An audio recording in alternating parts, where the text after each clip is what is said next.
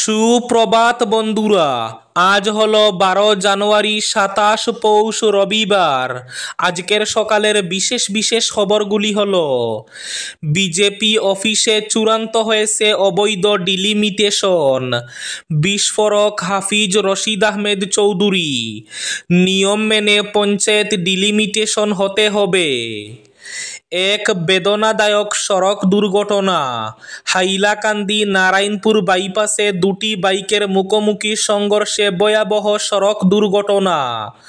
ঘটনাস্থলে মৃত্যু ঘটল তরতাজা এক যুবকের, গুরুতর আহত আরও একজন।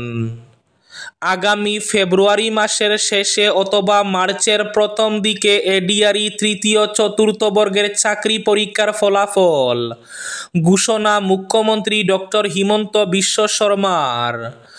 রাজ্যবাসীর জন্য এক ভালো খবর, রাজপথে যেখানে সেখানে গর্ত দেখলে ফটো তুলে আপলোড করতে পারবেন অ্যাপে। 2 দিনের মধ্যে লোক নির্মাণ বিভাগ ব্যবস্থা নেবে। বিস্তারিত থাকবে প্রতিবেদনে। দোলাচলে পঞ্চায়েত বুট, দুশ্চিন্তায় হাইলাকান্দির মাঠে নামা প্রার্থীরা। কাটিগড়ার সরকারি বেসরকারি ফ্যাক্টরিতে স্থানীয়দের চাকরি নিশ্চিত করতে হবে, হুঁশিয়ারি বিধায়ক কমলাক্ষ দে পুরকায়স্থের। বদরপুরে টয়োটা গাড়ির ধাক্কায় গুরুতর জখম ঠেলা চালক। শিলচর শহরের প্রত্যেকটি রাস্তাই জবরদখলের শিকার, এরই খেসারত গুনছেন নাগরিকরা, বললেন বিধায়ক দীপায়ন চক্রবর্তী। মুখ্যমন্ত্রী হিমন্ত বিশ্ব শর্মার নেতৃত্বে শীঘ্রই শিলচরের চেহারা পাল্টে যাবে। প্রকৃতি পূজায় হাইলাকান্দি লালসাবাড়িতে ভক্তদের ভিড়, নেই মূর্তি মণ্ডপ, আরাধ্য বাঁশ গাছ। কর্মচারীদের আরও দায়বদ্ধতার সঙ্গে কাজ করার বার্তা মুখ্যমন্ত্রী হিমন্তের। আগামী 1 এপ্রিল থেকে নগদবিহীন স্বাস্থ্য বিমার সুবিধা। শিলচর শহরের তারাপুরে এলিভেটেড রোডের রাস্তার কাজের নির্মাণ কাজ বর্তমানে বন্ধ। 30 মিটার নিচেও পাওয়া যায়নি উপযুক্ত মাটি। তারাপুর শিববাড়িতে অতিরিক্ত 10 মিটার পাইলিংয়ে হাইড্রোলিক রিগ। এবং থাকবে আজকের বরাক উপত্যকার 3 জেলার আবহাওয়ার খবর। তাহলে বিস্তারিত খবরে যাওয়ার আগে অবশ্যই ভিডিওটিতে একটি লাইক করে চ্যানেলটি সাবস্ক্রাইব করে পাশের বেল আইকনটি বাজিয়ে রাখবেন এবং ফেসবুক পেজটি ফলো করে ভিডিওটি অবশ্যই শেয়ার করবেন, যাতে সঠিক তথ্যগুলো সবার কাছে পৌঁছাতে পারে। এবার শুনুন আজকের খবরগুলির বিস্তারিত। প্রথম খবর, বিজেপি অফিসে চূড়ান্ত হয়েছে অবৈধ ডিলিমিটেশন, বিস্ফোরক হাফিজ রশিদ আহমেদ চৌধুরী। আদালতকে প্রভাবিত করার প্রয়াসে ব্যর্থ সরকার, ঘোষণা হয়নি রায়। রাজ্যে পঞ্চায়েত ভোট কবে হবে এর কোনো নিশ্চয়তা নেই। ফেব্রুয়ারি ও মার্চ 2 মাসে রয়েছে রাজ্যে উচ্চ মাধ্যমিক এবং মাধ্যমিক পরীক্ষা, এরপর রয়েছে বিহু নববর্ষ। এমন সময়ে প্রবল ঝড় বৃষ্টিতে রাজ্যে বন্যা পরিস্থিতির সৃষ্টি হলে তো কথাই নেই। সামগ্রিক পরিস্থিতি বলছে পঞ্চায়েত নির্বাচনকে ঘিরে ঘোর অনিশ্চয়তার সৃষ্টি হয়েছে। এমন প্রেক্ষাপটে শাসক বিরোধী শিবিরের মধ্যে রাজনৈতিক তরজা তুঙ্গে। পঞ্চায়েত নির্বাচন নিয়ে অনিশ্চয়তায় পরস্পরকে দোষারোপ করছে শাসক বিজেপি বিরোধী কংগ্রেস। মূলত পঞ্চায়েত স্তরে ডিলিমিটেশন নিয়ে একাধিক মামলার জেরেই হচ্ছে না নির্বাচন। এসব মামলার মধ্যে শ্রীভূমি জেলার 9টি মামলা আইনজীবী হাফিজ রশিদ আহমেদ চৌধুরীর। মামলাগুলোর শুনানিতে রাজ্যে পঞ্চায়েত ডিলিমিটেশনকে অবৈধ এবং রাজনৈতিক উদ্দেশ্য প্রণোদিত বলে জোরালো সওয়াল করেন তিনি। শুক্রবার এসব মামলার চূড়ান্ত শুনানি হয়, কিন্তু রায়দান করেননি উচ্চ আদালত। এদিকে এ নিয়ে শনিবার মুখ খুললেন আইনজীবী হাফিজ রশিদ আহমেদ চৌধুরী। গৌহাটিতে নিজের চেম্বারে সাংবাদিকদের ডেকে হাইকোর্টে বিচারাধীন মামলায় নিজের অবস্থান স্পষ্ট করে মুখ্যমন্ত্রী ও সরকারের বিরুদ্ধে পাল্টা তোপ দাগেন তিনি। তার স্পষ্ট কথা, সাম্প্রতিককালে রাজ্যে পঞ্চায়েত স্তরে যে ডিলিমিটেশন হয়েছে তা সম্পূর্ণ অবৈধ এবং রাজনৈতিক উদ্দেশ্য প্রণোদিত। যেখানে পঞ্চায়েত আইন এবং রাজ্য সরকারের এসওপি লঙ্ঘন করা হয়েছে, সে কথাই হাইকোর্টের কাছে তুলে ধরেছেন তিনি। রাজ্যের সরকারি কর্মচারীদের আরও নিষ্ঠা এবং দায়বদ্ধতার সঙ্গে কাজে আত্মনিয়োগ করার আহ্বান জানালেন মুখ্যমন্ত্রী ডক্টর হিমন্ত বিশ্ব শর্মা। আগামী 1 এপ্রিল থেকে নগদবিহীন স্বাস্থ্য বিমার সুবিধা। মুখ্যমন্ত্রী শনিবার দিশপুর জনতা ভবন চত্বরে থাকা লোকসেবা ভবনের সভাকক্ষে সারা আসাম কর্মচারী পরিষদের এক প্রতিনিধি দলের সঙ্গে বৈঠকে এই আহ্বান জানান। এই বৈঠকে কর্মচারীদের বিভিন্ন দাবির সঙ্গে তাদের কল্যাণমূলক বিভিন্ন বিষয় নিয়ে আলোচনা হয়। এদিকে রাজ্যে এডিআরই তৃতীয় চতুর্থ বর্গের চাকরি পরীক্ষার ফলাফল নিয়ে মুখ্যমন্ত্রীর ঘোষণা। আগামী ফেব্রুয়ারি মাসের শেষের দিকে বা মার্চের প্রথম দিকে ঘোষণা হবে এডিআরই চাকরি পরীক্ষার ফলাফল। এদিকে মাঘ বিহুর প্রাক মুহূর্তে রাজ্যবাসীর জন্য ভালো খবর। আগামী 2 মাসের মধ্যে লোক নির্মাণ বিভাগ তৈরি করবে একটি নতুন অ্যাপ। এখন থেকে রাজপথে যেখানে সেখানে গর্ত দেখলে ফটো তুলে আপলোড করতে পারবেন ওই বিশেষ অ্যাপে। ফটো আপলোডের পাশাপাশি ওই নির্দিষ্ট স্থানের তথ্য দিলে সঙ্গে সঙ্গে 2 দিনের ভেতরে লোক নির্মাণ বিভাগ ব্যবস্থা নেবে। এই ব্যবস্থা ধীরে ধীরে পুরো রাজ্য জুড়ে শুরু হবে। ঘোষণা মুখ্যমন্ত্রী ডক্টর হিমন্ত বিশ্ব শর্মার।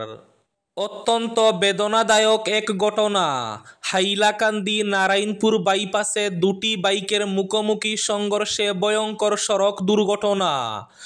ঘটনাস্থলে মৃত্যু ঘটল এক তরতাজা যুবকের, গুরুতর আহত একজন। হাইলাকান্দির 6 নম্বর জাতীয় সড়কে ঘটে এই দুর্ঘটনা। শনিবার রাত 10:30 নাগাদ হাইলাকান্দি বাইপাসের নারায়ণপুর এলাকায় পুনরায় এক ভয়াবহ পথ দুর্ঘটনা ঘটে। 2টি বাইকের মুখোমুখি সংঘর্ষের ফলে ঘটনাস্থলে একজনের মৃত্যু হয়েছে, আরেকজন গুরুতর আহত হয়েছেন। নিহতের পরিচয় এবং নাম এখনো পাওয়া যায়নি। আহত বাইকারকে উন্নত চিকিৎসার জন্য শিলচর মেডিকেল কলেজ হাসপাতালে প্রেরণ করা হয়েছে। কাটিগড়ার সরকারি বেসরকারি ফ্যাক্টরিতে স্থানীয়দের চাকরি নিশ্চিত করতে হবে, হুঁশিয়ারি বিধায়ক কমলাক্ষ দে পুরকায়স্থের। কাটিগড়া এলাকায় গড়ে ওঠা সরকারি বেসরকারি ফ্যাক্টরিগুলোতে স্থানীয় যুবক যুবতীদের চাকরি বাধ্যতামূলক করতে হবে। বহিরাগতদের নিয়োগ 1% বেশি হলে তা কোনোভাবে মেনে নেওয়া যাবে না বলে হুঁশিয়ারি দিলেন উত্তর করিমগঞ্জের বিধায়ক কমলাক্ষ দে পুরকায়স্থ। স্থানীয়রা অভিযোগ করে বলেন, বিহারায় বিশাল আকারে রেলের এফসিআই প্রতিষ্ঠানের কাজ চলছে, যদিও স্থানীয় কোনো যুবককে নিযুক্তি দেওয়া হয়নি। বহিরাগতদের নিয়োগ করে অত্যন্ত নিম্নমানের কাজ চালিয়ে যাচ্ছেন ঠিকাদার। এক সাংবাদিক সম্মেলনে বিধায়ক স্পষ্টভাবে বলেন, কাটিগড়ার উন্নয়ন কাটিগড়ার মানুষের হাতে হতে হবে। প্ল্যান এস্টিমেট মতে কাজ করতে হবে প্রতিষ্ঠানের। স্থানীয় যুব সমাজের কর্মসংস্থানই আমার প্রথম অগ্রাধিকার। বদরপুরে টয়োটা গাড়ির ধাক্কায় গুরুতর জখম ঠেলা চালক। বদরপুর থানা এলাকার 37 নম্বর জাতীয় সড়কে বদরপুর ঘাট লোকনাথ মন্দিরের কাছে এক টয়োটা গাড়ি দুর্ঘটনাগ্রস্ত হয়। ঘটনাটি ঘটেছে শনিবার দুপুর 12:15 নাগাদ। ঘটনায় প্রকাশ AS 02K 2788 নম্বরের একটি টয়োটা গাড়ি হুজাই থেকে শ্রীভূমি অর্থাৎ করিমগঞ্জ আসার পথে বদরপুর ঘাটে একটি ঠেলাগাড়িকে সজোরে ধাক্কা মেরে সড়কের পাশে খাদে ফেলে দেয়। এতে ঠেলা চালক গুরুতর জখম হন। টয়োটা গাড়িটিও সড়কের কালভার্টের রেলিংয়ের উপরে গিয়ে আটকা পড়ে। বরাত জুড়ে গাড়ির 4 যাত্রী রক্ষা পান, যদিও অল্প বিস্তর জখম হয়েছেন চালক সহ যাত্রীরা। স্থানীয়রা আহতদের উদ্ধার করে শ্রীগৌরী হাসপাতালে পাঠান। খবর পেয়ে বদরপুর পুলিশ সরজমিনে ছুটে যায়। পুলিশ দুর্ঘটনাগ্রস্ত গাড়িটি উদ্ধার করে থানায় নিয়ে যায়। দোলাচলে পঞ্চায়েত বুট, দুশ্চিন্তায় হাইলাকান্দির মাঠে নামা প্রার্থীরা। পঞ্চায়েত বুট নিয়ে আদালতের রায় এখনো ঘোষণা না করলেও রাজ্যের মুখ্যমন্ত্রী ডক্টর হিমন্ত বিশ্ব শর্মার বক্তব্য থেকে স্পষ্ট হয়ে গেছে আপাতত পঞ্চায়েত বুট হচ্ছে না।